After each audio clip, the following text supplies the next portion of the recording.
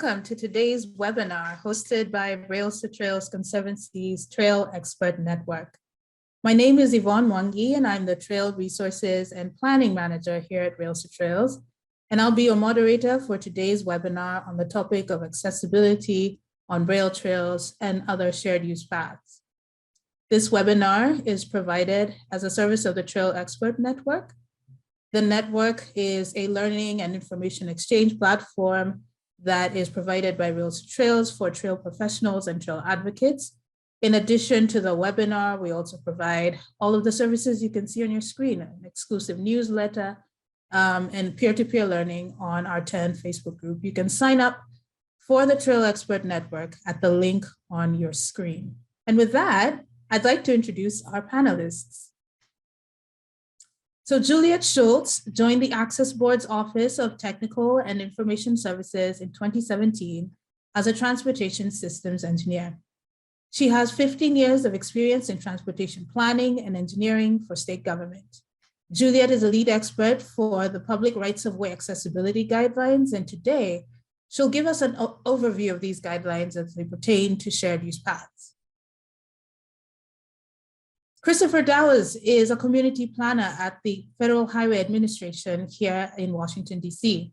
He's managed the Recreational Trails Program, transportation enhancement activities, transportation alternatives, and has assisted with bicycle and pedestrian activities since 1992. He also manages contracts for research, technology development, technical assistance, and training for trail and bike ped related activities. Today, Christopher will provide an FHWA perspective on accessibility as well as funding resources available for this work. And finally, we'll hear from Matt Ludwig. Matt is a licensed civil engineer and certified planner with over 14 years of experience on a wide variety of transportation projects, with specialized experience and expertise in the planning, design, and management of active transportation facilities. Matt leads the active transportation planning and design practice in NV5's Philadelphia office. Today, Matt joins us to highlight the accessibility interventions that they made on 2 Philadelphia trail projects. We hope that these presentations will prompt conversations with more trail managers and planners about the steps that you can take in order to improve the accessibility of your trails for all trail users.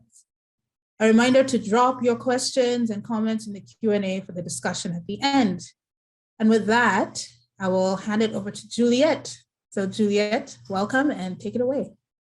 Thank you, Yvonne. The main thing I'm going to focus on today is I'm going to make the distinction between trails and shared use paths and point out where you need to look for guidance and making sure you're designing them accessible. Juliet, before you get going, we're seeing the notes version of the presentation. We can still see the slides really well. Okay. For you to note that we are seeing the sort of notes version, but that's okay. Sorry about that. So I'll go ahead and get started. Again, I'm going to make the distinction between trails and shared use paths. And I'm going to give more kind of an overhead of what's required. But we do have a 90-minute long webinar that we did back in August that takes a deeper dive into the technical requirements for trails and shared use paths. So I'm going to start first by talking about trails. And the important thing is to understand what is required, what are you designing, and what is it that you need to go to refer to make sure that your trails are accessible. Now, the term trails tends to be used generically to refer to trails, shared use paths, bike paths, and all kinds of facilities. But for accessibility, it's important that you define it correctly in order to know what accessibility requirements apply. So if it has the following characteristics, then what you're designing is a trail in terms of accessibility. A trail is generally designed for the recreation experience. It does not connect elements and spaces on a site. It generally includes a trailhead, and it has limited to no transportation function. So if that's what you're designing, that is a trail for accessibility purposes. And for accessibility standards for trails, you would refer to the Architectural Barriers Act, or the ABA standards. And specifically, you'd be looking at Chapter 10. The section is 1017. That's the trails section. And it has all the requirements for your technical design of an accessible trail. That should help everyone. Thank you to our wonderful audience for all your. Thank you so much. I thought I had this. Okay. Okay, you go ahead now. Thank you. So Chapter 10, Section 1017. Thank you for whoever helped out with that.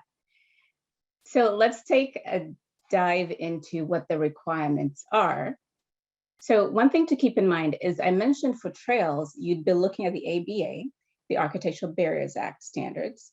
The thing to note, though, if you're familiar with the ABA, is that it actually covers facilities that are constructed or altered by federal agencies or on behalf of federal agencies, constructed on federal land.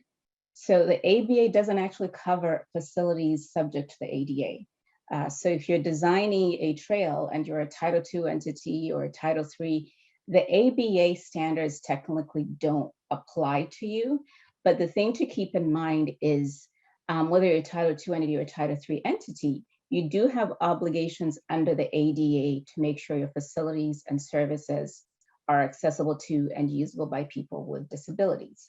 And so Chapter 10 and the ABA standards provides good technical guidance on how to make sure those trails that you're designing are actually accessible and usable by people with disabilities.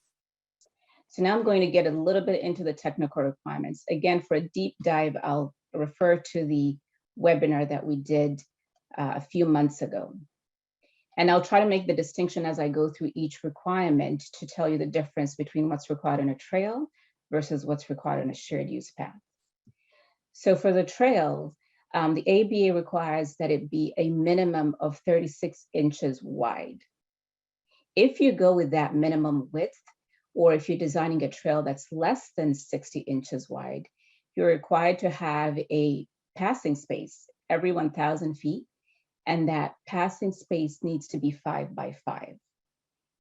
Shared use path has something slightly different, so just kind of keep that in mind when I get to the shared use path. When it comes to the slope or grade of your trail, the limits are dependent on the length of each segment where you have a slope. So for example, and this chart can be found in the ABA. So for example, if you're looking at a segment that's 10 feet long, the steepest that segment can be is 1 to 8. So you want to look at this chart, which is in Chapter 10 of the ABA, to determine how steep your slope, your trail can be, and look at each segment of your trail to make sure you're not exceeding the maximums.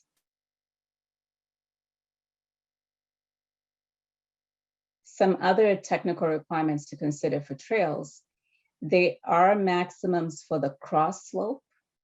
If you're constructing your trail out of concrete, asphalt, or board, your maximum cross slope is 1 to 48.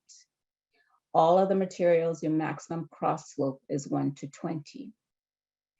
No matter what you use to design your trail, the surface must be firm and it must be stable. If you have any gates, any barriers on that trail, the requirement is you maintain that minimum clear width, which was 36 inches. And also users must be able to operate the gate or barrier that you have in place. So that means any operable parts that a user would have to use to open the gate need to meet our operable parts requirement. And those can be found in Chapter 3 of the ABA standards. So those include the force required to maneuver the operable parts and whether it requires any turning or twisting of the wrist. And so that's something you need to look at if there's any gates with operable parts that a user would have to manipulate in order to open the gate.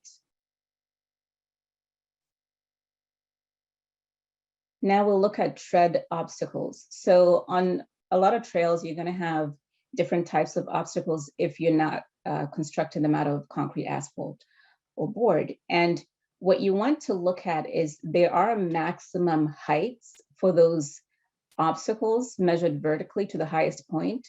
So in this picture, you see some roots from the trees that have kind of grown into the trail. So you want to look out for things like that.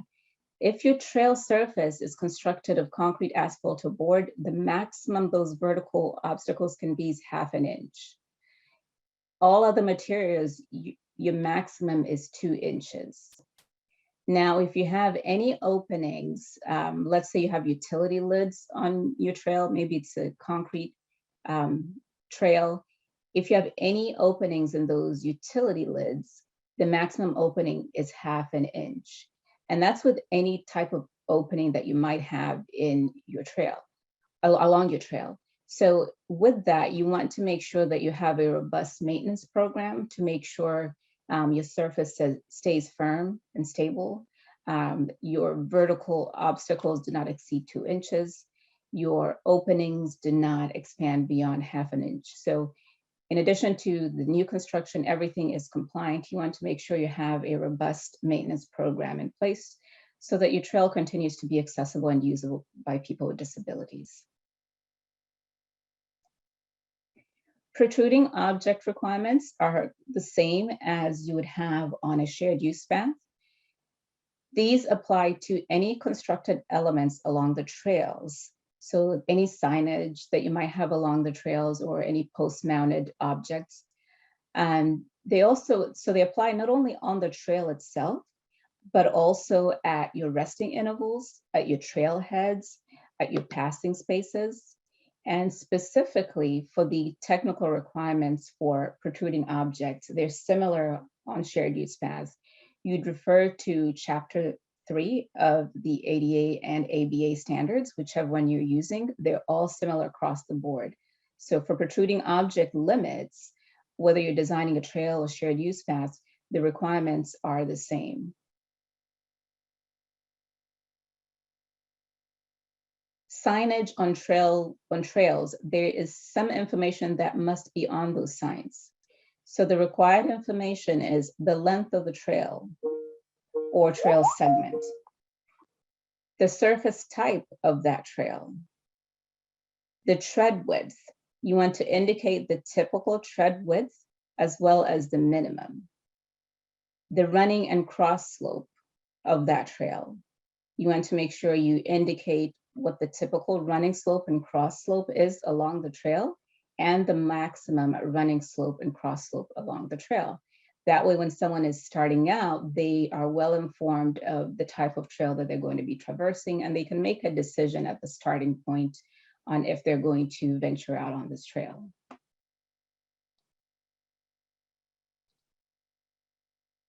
Accessibility is required not just on the trail, but on trailheads as well.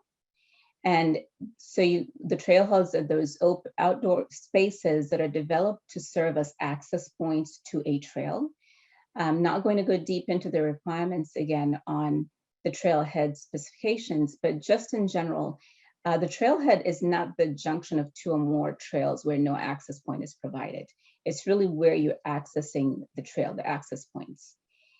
Any type of constructed features that you provide on the trailhead, there are accessibility requirements. So 20% of each type of outdoor constructed feature is required to be accessible at every trailhead that you have.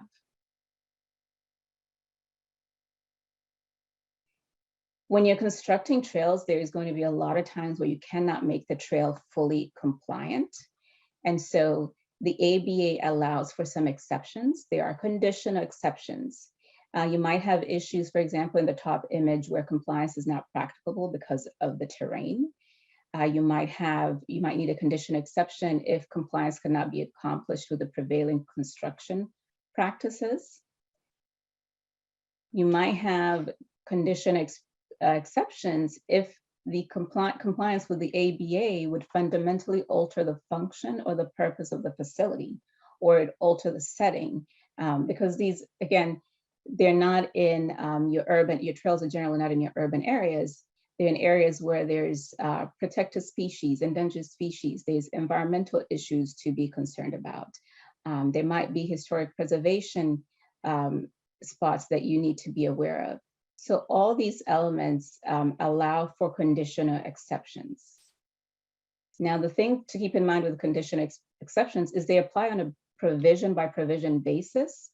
And so compliance is expected to the maximum extent practicable when you're constructing a trail. So just because you cannot meet the grade, maybe you can meet the cross slope. So you can't just decide, well, I have all these issues, that means the entire trail cannot be accessible. You have to look at it on a provision by provision basis. And again, compliance is expected to the maximum extent feasible. So now I'm going to switch gears and go to shared use paths. And again, remember, you want to make sure you're defining your facility accurately so you know where to look for accessibility guidelines. Shared use paths are generally intended for multi-use, bicycle and transportation. They have machine layered surfaces or improved surfaces. So they're generally going to be asphalt, concrete, those kind of surfaces. They're located either within the public right-of-way, or they might be on an independent corridor. For shared use path accessibility requirements, you'll want to look at PROWAG, the Public Right-of-Way Accessibility Guidelines. Now, as most of you know, the Public Right-of-Way Accessibility Guidelines are not yet final rule enforceable under the ADA. But again, remember, you have obligations under the ADA to make sure your facilities are accessible and usable by people with disabilities. So just because PROWAG is not final, that doesn't take away your obligations under the ABA or ABA, whichever applies.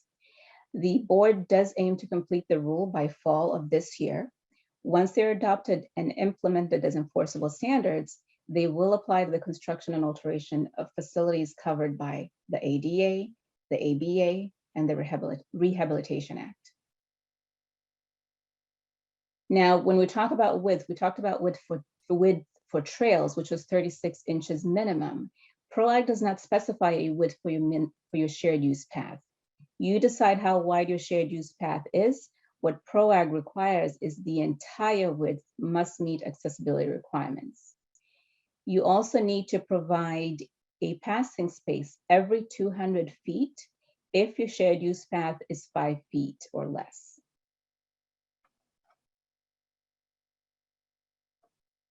Now we'll switch gears and talk about the grade of the shared use path. If your shared use path is located within the right-of-way, it's allowed to follow the grade of the adjacent street. So if your street is running at 9%, your shared use path that is in that right-of-way is also allowed to run at 9%. That's a requirement if your shared use path is within the right-of-way. If your shared use path is located outside the right-of-way, so it's somewhere maybe connecting two neighborhoods, within the neighborhood, something along those lines where it's outside of the right-of-way, the maximum grade is 5%.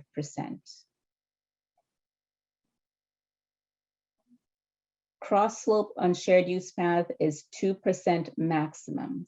There are a couple of exceptions for that 2% maximum cross slope. The first one is if your cross slope is intersecting a road and that intersection is signalized. At signalized intersection, your shared use path cross slope is allowed to go up to 5% maximum. The second exception for the cross slope for your shared use path is if it's intersecting the roadway at mid-block. When your cross slope intersects the roadway at mid-block, that cross slope is allowed to match the grade of that mid-block. So if around that mid-block, your cross slope happens to be 7%, your shared use path is allowed to have a 7% cross slope through that crossing. The surface of the shared use path must be firm, stable, slip resistant. The difference between the shared use path surface requirement and the trail, with the trails, you did not have the slip resistance requirement. So PROAG doesn't tell you what type of materials you can use. It doesn't restrict you on that material as long as they're firm, stable, slip resistant. The one thing we do caution, if you decide to use brick pavers and those types of decorative elements, is ideally put them on the border of the shared use path so they're truly just decorative. Because as you can see in this picture, for example, this is a brick path. When you first construct it, it is going to be fully accessible, but over time, the bricks are going to shift. And so you're essentially buying a regular maintenance issue there. So PROWAG doesn't restrict what type of material you use, but keep in mind that shared use path needs to be maintained accessible over time. And so you want to be careful when you make the decisions with the type of materials you're using on the surface. In terms of changes in level on the shared use path, if your change in level is, you can have a change in level up to 1/2 inch, but it must be beveled. So that's something to really look out for. And this becomes an issue, especially with maintenance, maybe with sidewalk shifting or the bricks, if you chose to use bricks. But you need to make sure you're looking at your changes in level over time, making sure the surface stays compliant. And if you're at 1/2 inch, that needs to be beveled. Similar to trails, there are restrictions on horizontal openings. PROWAG states that you can have a horizontal opening up to 1/2 inch. What we do require is, as you can see in this picture here, you can see a wheelchair got stuck in a utility lid. So if your project, if you're designing a shared use path and your project does not include relocating utilities and thus utility lids off the shared use path, what you can look at is changing out the lid itself, since you cannot relocate the utilities themselves, and make sure your openings are allow for the drainage that you need to happen, but the openings are less than 1/2 inch, and that long dimension, if you have rectangular type openings, is perpendicular to the dominant direction of travel. If your shared use path crosses rail tracks, depending on what type of rail tracks they are, if they're light rail, you can have flangeway gaps up to 2.5 inches max. If it's freight, you can have flangeway gap openings up to 3 inches max. And these maximums were set in conjunction with the FRA in order to accommodate the needs of the trains that are using the tracks. We talked about protruding objects in trails. Protruding objects apply similarly in shared use paths. And on the image to the left, you can see an illustration, and this is in Chapter 3 in the ABA. It's also in Chapter 3 in PROWAG, and it gives you the limits. And what we'll look at to determine where a protruding object needs to be dealt with and trimmed back is the cane detection area. So when someone is using a cane, obviously they cannot detect above 27 inches off the ground. So any protrusion you have between 27 inches and 80 inches off the ground can be an issue if they protrude more than 4 inches into the shared use path or into the trail. So again, any post-mounted signs you might have or any vegetation that you might have on your trees, you want to make sure you're maintaining them so you don't have any protruding objects along your shared use path or trail. When your shared use path has curb ramps getting into the roadway or intersections, the curb ramp must extend the full width of their shared use path. So if your shared use path approaching the intersection is 10 feet wide, your curb ramp opening must also be 10 feet wide. There will definitely be physical constraints when you're constructing, depending on where your shared use path is located. PROWAG does recognize that there will be shared physical constraints, and they could be because of existing terrain, they could be because of right-of-way availability, they could be because of some environmental issues, some historical facility that you cannot tamper with. In any case where you have physical constraints, compliance is required to the maximum extent feasible within the scope of your project. You might also run into regulatory constraints if you're dealing in an area where there's endangered species or there's environmental concerns or archaeological concerns. PROWAG acknowledges that there are other regulations that must be abided by even when we're trying to design facilities accessible. So again, compliance is required to the maximum extent feasible within your project. I mentioned that I was going to give a very broad overview of the requirements and distinctions between trails and shared use paths.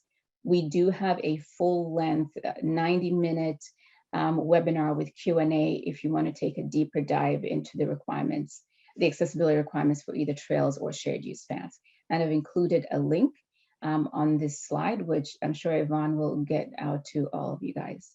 That concludes my segment of the presentation, and I'm going to hand it over to Chris.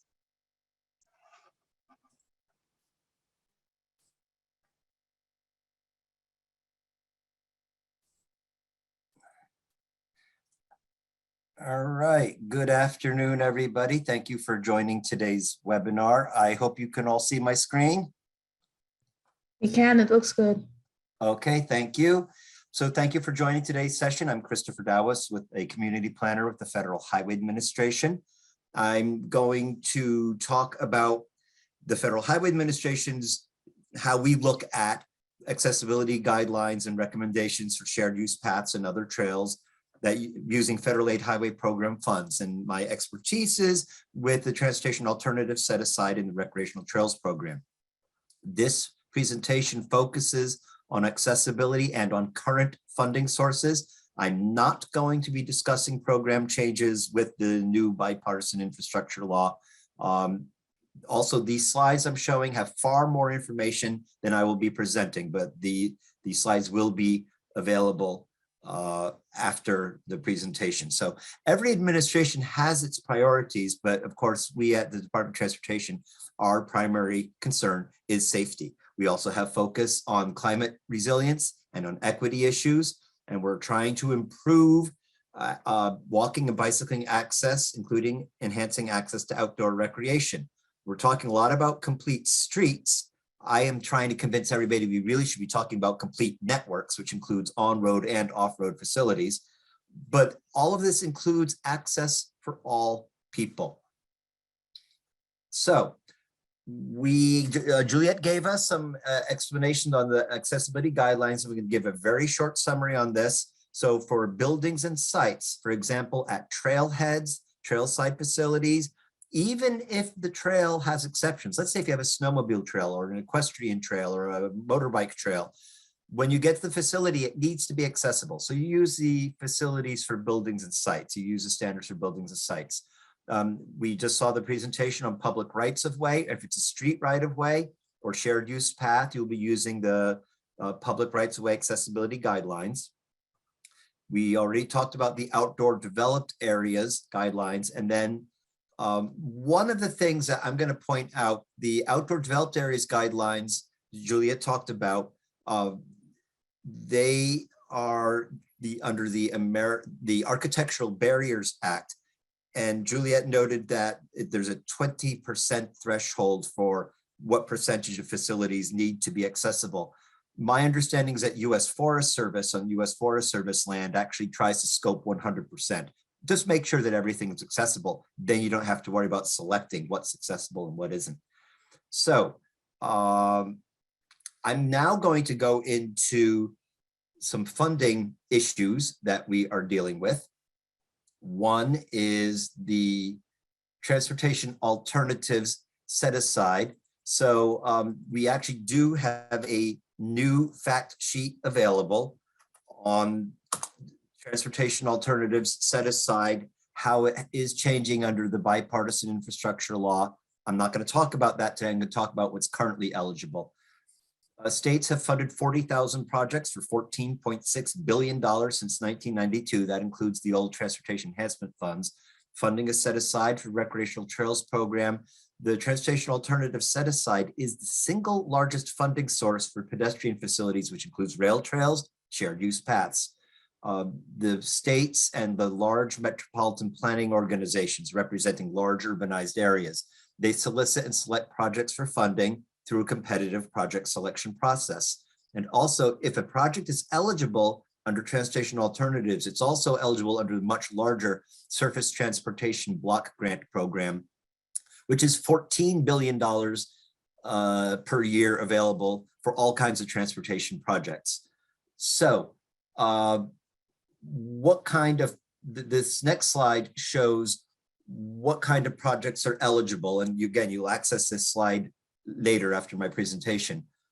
If you're using transportation alternative set-aside funds, you should be following the public rights of way guidelines, because there is usually an expectation that a transportation alternatives funded facility will be for a transportation purpose. So this would include the pedestrian bicycle facilities. Well, actually these turnouts, overlooks, and viewing areas, you would probably put them on building standards. Historic preservation projects, you would follow perhaps the building standards, or if it's like a bridge, historic bridge, you would want to follow the PROWAG. Recreational trail projects, I'm going to talk about later. Safe routes to school projects, you want to make sure they're accessible, because if it's not accessible, you're not really educating everybody.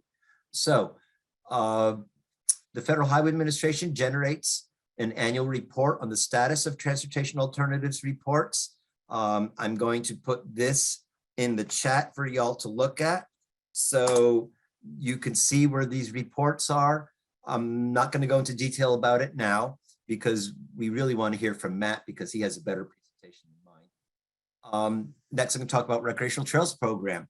It provides funds to the states to develop and maintain recreational trails for all kinds of trail uses: motorized, non-motorized, equestrian, hiking, everything. The original purpose was to represent a portion of the $281 million in annual revenue that the Federal Highway Trust Fund receives from non-highway recreational fuel use by motorized recreational use. It is funded at $84.16 million per year.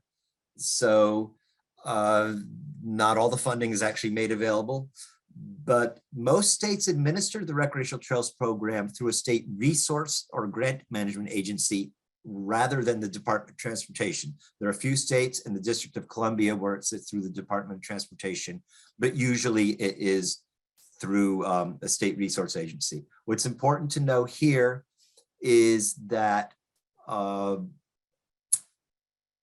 states, again, they solicit and select projects for funding, usually through a competitive process. And some states actually take a share of the Recreational Trails Program funds for state facilities. They're allowed to do that. What I want you to know about eligibility is, again, this list will be available when you see all the webinar presentations. Recreational Trails Program eligibility, if it's a trail that doesn't have pedestrian use, if it's a trail that qualifies for the exceptions that Juliet was talking about, you may not need to meet the accessibility guidelines for the trail itself. However, your trailside and trailhead facilities, they need to meet the building standards. It doesn't matter if it's out in the middle of nowhere. If I am using my ATV or my snowmobile to get to a facility, I need to have access to that facility. Or I'm using a horse for that matter. And if the Recreational Trails Program funded trail really does provide a transportation purpose, you probably should use the Public Rights of Way accessibility guidelines. All right, the Recreational Trails Program, also we have an annual report. So if you want to see the annual report for Recreational Trails Program, that will be in the chat pod. Now, we are also doing some research, some of which includes accessibility issues. We issued in June last year a Rails with Trails report. The beautiful thing, as you probably know, is that rail trails are the best trails in terms of accessibility, because they usually have a firm, stable surface. They usually tend to be relatively flat. So we completed this Rails with Trails report in June 2021. I urge you to download it. I put the link in the chat. We are doing ongoing research on e-bikes, electric bicycles, on trails and resilience. We actually awarded a contract on trails as resilient infrastructure. We touch on accessibility in all of these reports because, again, it's an equity issue. It's just a do good for the public issue. The only thing I'm going to say about the Youth Corps here, because my time is actually up, is we do encourage states to enter into contracts and cooperative agreements with qualified youth service or conservation corps. This is our future transportation and recreation workforce.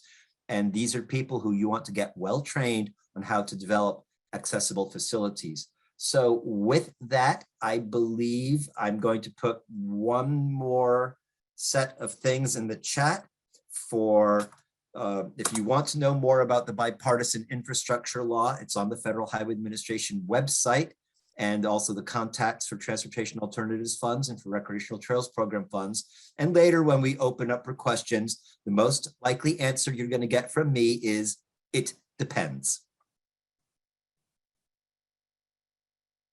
So Matt, I believe you're next.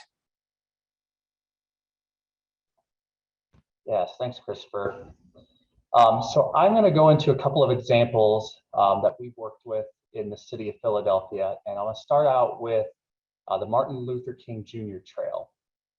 So the commonly used term with people locally is the Mlk Trail.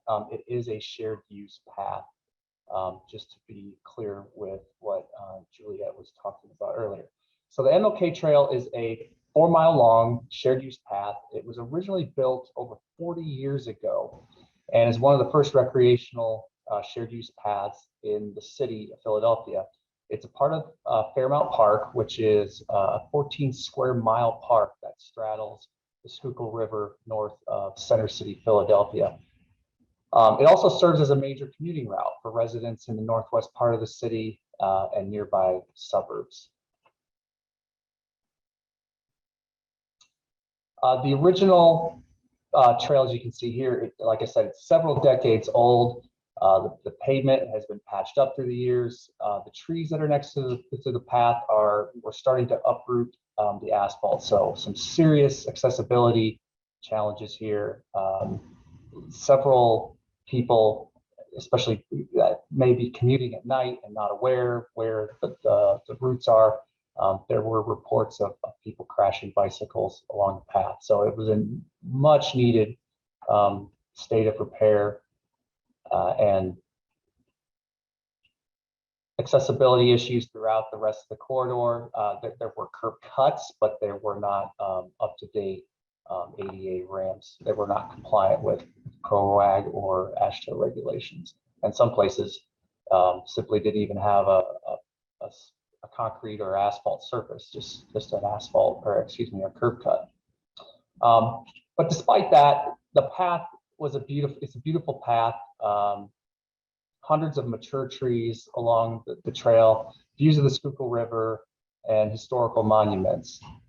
So as the city brought us on board to look at the rehabilitation of this trail, we had a mandate. We wanted to completely rehabilitate the trail, but do it with minimal cost and to not remove any healthy trees. There were a few dead or dying trees that had to be removed, but only about a handful.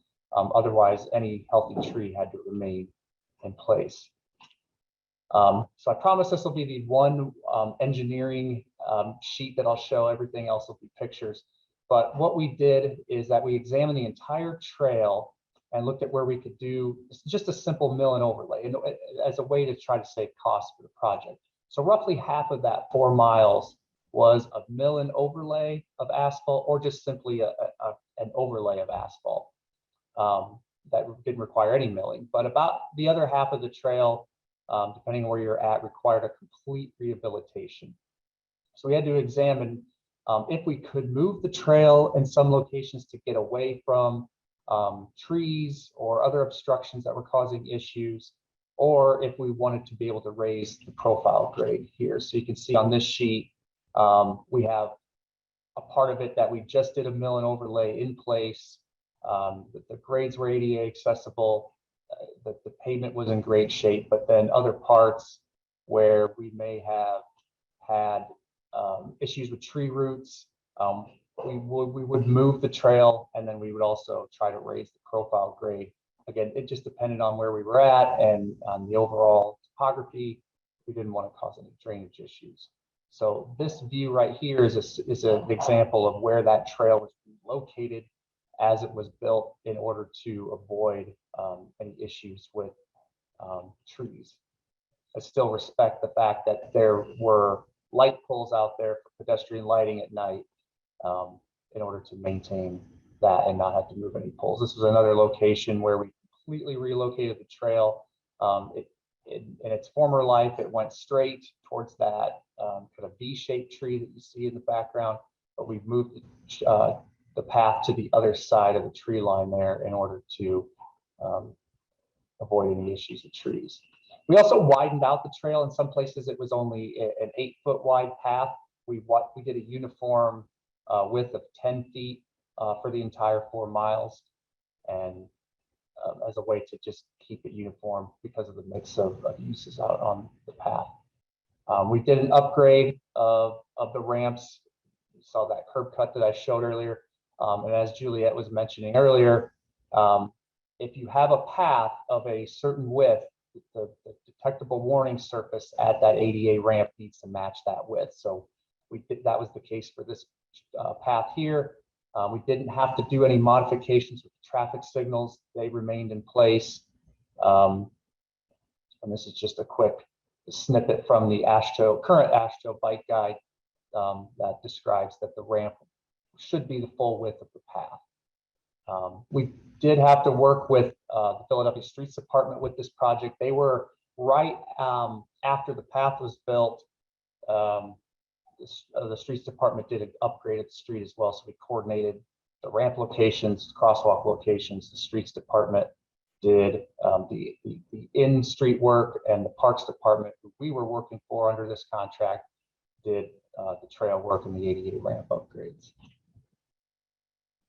This is just another view of that same ADA ramp. We went a little bit above and beyond what is required here. We added, we made sure that landing area is concrete, so that way the through path users are seeing a difference in surface and getting a feel for something is happening here. There are people coming from another direction. We put the shark's teeth down to indicate bicyclists are yielding to anybody who's entering. And then put the yellow center line in just this immediate area as well to indicate that passing shouldn't occur in these areas. This is another area. I'm just going to go through this real quick. The original design of this area, again, performed decades ago, was to have bicyclists and pedestrians cross 2 legs of the street in order to get from the path on the right actually goes up the hill and into other parts of the park. The Mlk Trail goes left to right behind the traffic signals. But we went ahead and changed that to cross 1 leg of the intersection in order to get to the path. And here you see that upgrade right here. Again, the full width ADA ramp. We didn't include bollards on this one as it was close to the intersection. There was concern about vehicles potentially driving on the path. We do have signage up there to warn, signage and pavement markings to warn folks about bollards within the path. One last portion of the Mlk Trail here. We originally, this is a spur trail that connects that intersection that I just showed. It was originally right behind the railroad pier, bridge pier here, and it had about an 8% slope to it. So we ended up moving that intersection point a little further away from the bridge pier. 1, to have better sight distance between trail users, but 2, to be able to make that slope an ADA compliant slope. There was an upgrade to parking lots along the way. This is a pretty standard ADA parking lot layout. The very last thing on the Mlk Trail is MLK Drive on the weekends is actually closed down to traffic. And during the pandemic, it was actually closed down 24/7 to allow more space for people to get outdoors. Very popular amenity that the city did during COVID shutdowns.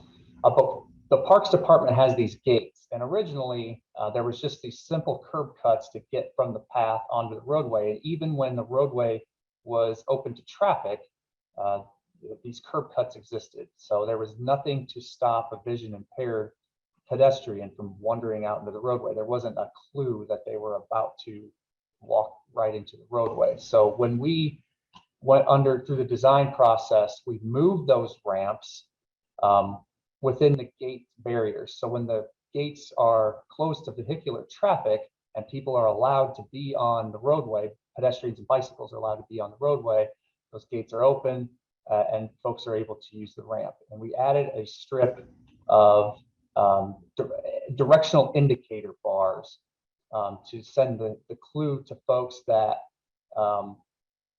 that is the edge of the ADA accessible path, and that while folks are still allowed to cross the ramp to get into the roadway, that would be the end of the ADA accessible path. So there's just another view of that gate entry. The project, we were working on behalf of the Philadelphia Parks and Recreation Department. We coordinated also with the Philadelphia Streets Department project for the rehabilitation of 4 miles of trail, cost $1.4 million. And that funding came through several different sources. Very quickly, I'm going to go through a second project in Philadelphia called the Delaware River Trail. This project was born out of the master plan for the Central Delaware, which was released in 2012. And the Delaware River Trail is meant to act as a ribbon that connects a series of waterfront parks, which are located about a half a mile apart from each other, and also connect to mixed-use private development, ecological restoration along the riverfront, and other placemaking. So here's a few examples of some of the things that have been built along the riverfront. The Delaware River Waterfront Corporation is the nonprofit who's charged with implementing the master plan, and over the past decade, they've created and maintained these spaces, which include the Race Street Pier and Spruce Street Harbor Park. So we were brought on board to take a look at both the planning and the design of the trail. And a cohesive look and a cohesive feel along the riverfront was sorely needed. So these are images taken several years ago to show the very different conditions along the riverfront. The image in the lower left is just kind of emblematic of the different types of uses that take place along the riverfront. We have a loading dock where not only does it cause blockage of the sidewalk, but also the bike lane and one vehicular lane of traffic. It was not uncommon for people to be walking down the sidewalk and have to walk into the roadway to get around any trucks using that loading dock. So when we were under the planning process, we saw that there was more than enough room for a shared use path. So for this specific project, we wanted to develop a segregated path. So depending on where we're at, we have a 10 to 12 foot wide bikeway and an 8 to sometimes 16 foot wide sidewalk. So here's a rendering that was put together during the planning process to kind of give people a vision of what we were doing. As we entered into the design process, we put together a memo to highlight the different elements of design. We were working with the Philadelphia Streets Department. We were working with PennDOT because Columbus Boulevard is a PennDOT right of way, and we worked with the Mayor's Office of Transportation, Infrastructure, and Sustainability. So those elements of design, I'm going to go through very quickly since we're running out of time.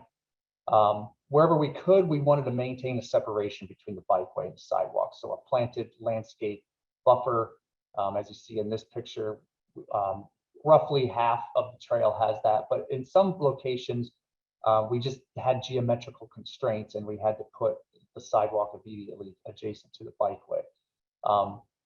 We also had some vertical constraints. In a perfect world, we would have had a vertical difference between the sidewalk and the bikeway in order to have that detectability where the edge of the ADA accessible sidewalk is located. For this particular project, we looked at that indicator block again as that kind of separator delineation. I know there's a lot of discussion going on right now about the particular uses of this style of block, with it being an edge condition versus a guidance.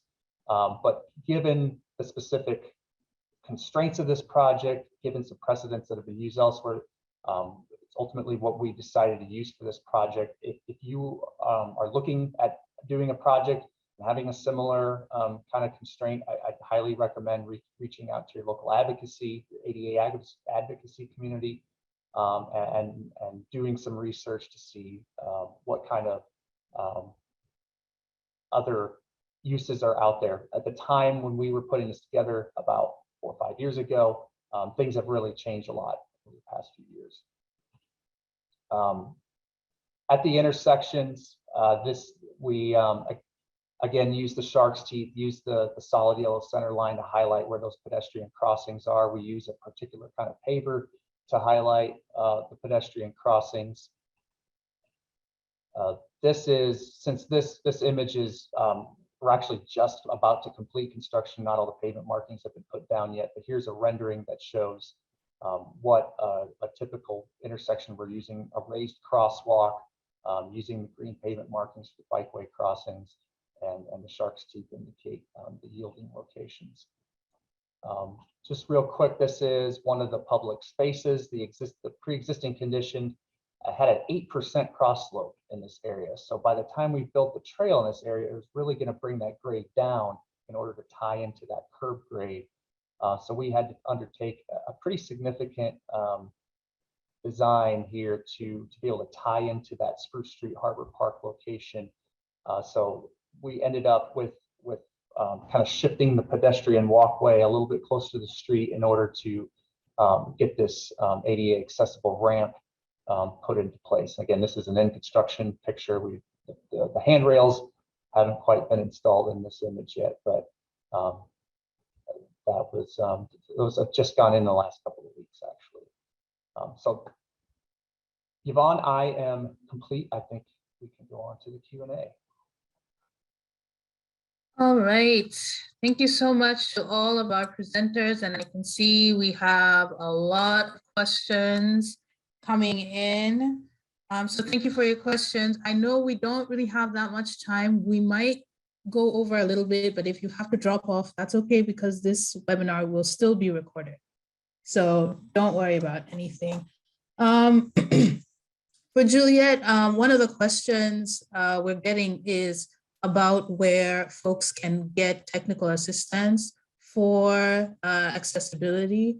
I'm wondering if you would be able to speak to that. Yeah, in addition to reaching out to us, we have an 800 number. We have a email address as ta@access-board.gov. My email address is on the screen. Another really good resource that's much closer to where you are is there's the ADA network. And we have, I think there's 10 ADA networks, or 5, sorry, nationwide. So you can reach out to them for a closer person to assist you with any accessibility questions you might have. Great. And one more question for you about the applicability of these standards and guidelines. Is it just for federally funded or federally built facilities? How does this apply to facilities that are state or city or privately built and constructed? Yeah, so remember I mentioned the ABA standards, Architectural Barriers Act, really apply to federal facilities or facilities built on behalf of the federal agencies. But remember, you may have obligations under the ADA to make your facilities accessible and usable by people with disabilities. So even though you're not covered under the ABA, you still have that obligation. And so the technical requirements in Chapter 10 of the ABA can be applied to your facility, even though you're technically not covered under the ABA. You always have to keep in mind your obligations under the ADA. Highway Administration viewpoint, we would highly recommend that you follow those guidelines because they work. Thank you. Thank you. There was a question here about whether there are winter maintenance requirements, requirements for plowing the trail or not. If there's an accessible, sidewalk facility, what would you respond to that? That's really a program access questions. I mean, the ABA, ADA, PROWAG deal with construction design. In terms of the PROWAG, the program access and maintenance, that's really a DOJ call, but really the expectation is you're under the ADA, you're required to maintain your facilities accessible and usable to people with disabilities. Now, if the facility transitions in the winter where the use is different, I think the question mentioned snowmobiling or something like that, then that's one thing. It's clearly being used for something different. But if the expectation is to people keep using it as a shared use path, as a trail, then it needs to be maintained accessible. And yet that's the Federal Highway Administration used to have information about snow removal on our website. It's now been officially archived. I can't remember when that actually happened. So I had the link open. I just lost the link, but if I can find that link, I'll put it in the chat. We have a question here, and maybe Matt, you might be able to speak to this, but any of you can answer. How do you recommend that trail planners and managers work with their state and regional access partners?